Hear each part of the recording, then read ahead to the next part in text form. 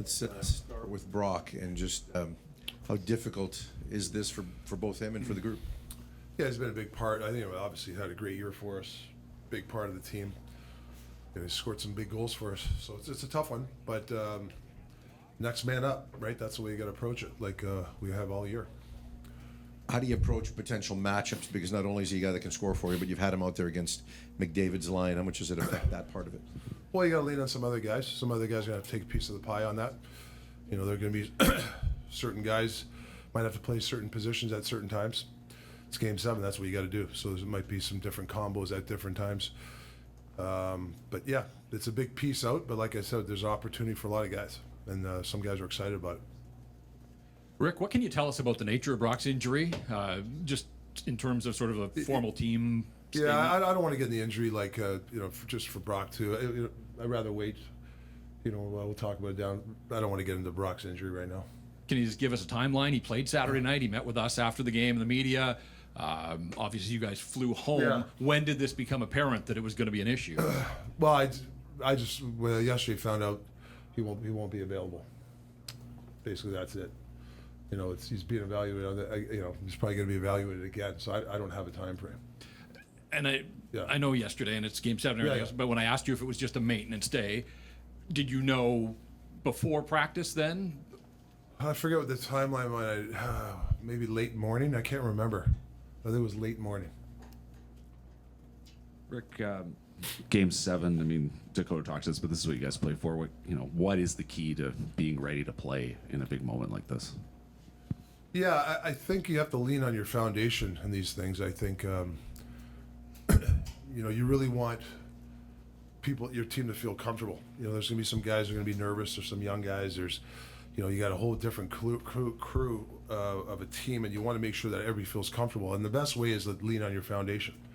I think it's very important that you don't, you're not trying to, it's not a one-man show. You can't think you got to do it all yourself. You do that, that's when you get in trouble. So the one good thing about our team is we've stayed pretty good this year with our system and foundation. We got off kilter, obviously, last game. We weren't at our best.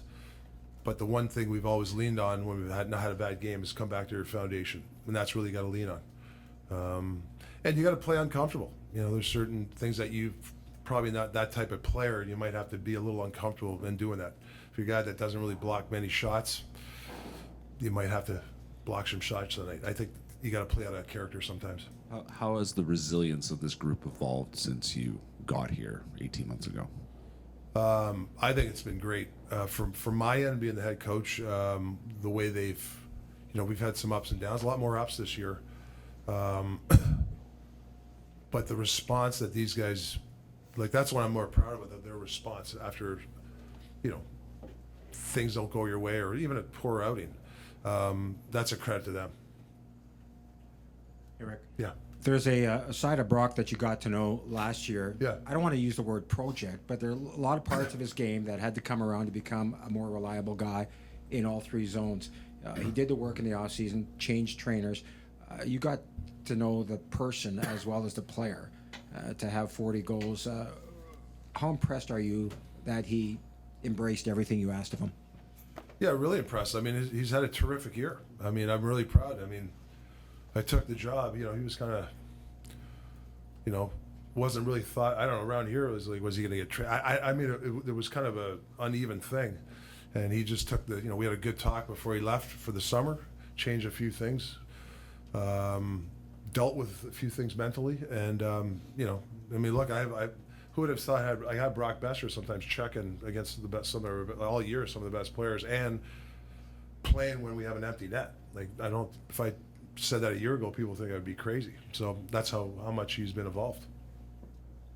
Rick, you mentioned the unevenness, but throughout last season there was permission from his agent to seek a deal, Yeah. and right away at locker room cleanout day he was like, I want to be here. Yeah. Can you give us a sense of just that conversation, that buy-in, and sort of what brought us through that circle to here?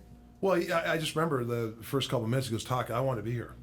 He told me I want to be here. I like what's going on, and I want to change a few things. I told him, fitness stuff that we had talked about, the way you should train, the way whatever. He didn't do that league, whatever they have that league. He I think that helped them. I forget what that league that. Yeah, the River Hockey League. I think that's a bad habit league. I should say it. It's actually, I shouldn't say that because they're a good bunch of guys. Or I shouldn't even say that. I'm just joking around. But for a guy like Brock, I thought that really helped it to do his own thing because he came into camp and he was one of our, look, he scored 3 or 4 goals in the first game. So I think he really took to heart himself that I want to be here, and he did all the things to be here. Seelovs, are you starting Seelovs tonight? Yeah. And then in terms of lineup, you mentioned Brock playing against the other team's best. Yeah. That's included a steady diet of minutes head-to-head with McDavid. In terms of replacing him, in terms of other lineup changes, what do you need tonight from sort of the collection of wingers that will come in to sort of replace him in the aggregate or try? Yeah, I think, obviously it's tough to replace his goal scoring. But we got some a Mikheyev or Laffrey. Those guys are going to have to supply us with some good defense, but also, can they chip in a goal, play a hard game for us? That's where they got some legs tonight. So that we're looking at 2 guys coming in that are hopefully give us some really good juice. Rick, your team earned the right to host tonight's game because of a strong regular season. What's your message to the fans that will be in the building tonight? I mean, I knew they were great fans. I didn't experience this. I mean, around town and stuff, it's pretty special. I felt it in the regular season, but it's a different level. I mean, if you had a Stanley Cup for the fans, they're right up there. They're pretty damn good. And the way they cheer guys, Petey the other night or Millsy, Garland one time they cheered his name, Seeloff. It pumps the guys up. So yeah. Does it give us an advantage? I don't know, but that sure gives you some more juice as a player. You got a mountain of experience. You played a long time in around. Do you have any, when you think of Game 7s, do you have any, you played Canada Cups, and all these guys. Do you have any memories that just jump to your mind? Stuff you saw, stuff that happened, guys who played hurt? Well, I've seen a lot of guys play hurt, take needles. A lot of guys over my career. Seen some unreal players play unreal. The Gretzky, Lemieux, and the Canada Cup. Lemieux, when we were playing in Pittsburgh, Coach Sidney Crosby, the way he played Game 7, again, it was against Ottawa. Those are the special things, but it's the role players, man. It's the guys that they come, they're good players, but they come from nowhere and they do something. That's who you look for too. There's whether it's Edmonton or us, there's going to be a guy, I think, a role player that's going to be a big key tonight. So I don't know who it's going to be, but there's potential for a lot of guys to be that guy.